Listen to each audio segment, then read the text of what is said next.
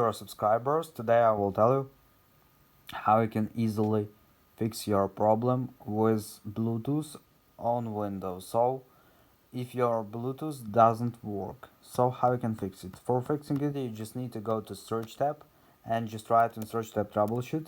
So here you can see troubleshoot settings, so just tap on it. So after, you just need to wait until it will load this menu and you will see here Bluetooth, find and fix other problems. So just tap on Bluetooth and just choose run the troubleshooter. So now it will detect all the problems with Bluetooth on your computer and show to you list of it. So here you can see that it's checking for Bluetooth capability, and after it will show to you problems, you choose problems you want to solve, and it will automatically solve it.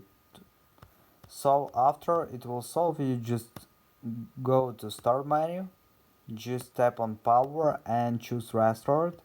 So after your computer will restart, I hope you won't have any errors with your Bluetooth. So this is the way how you can do it. So thanks for watching, have a nice day, subscribe to my channel, click like, and goodbye.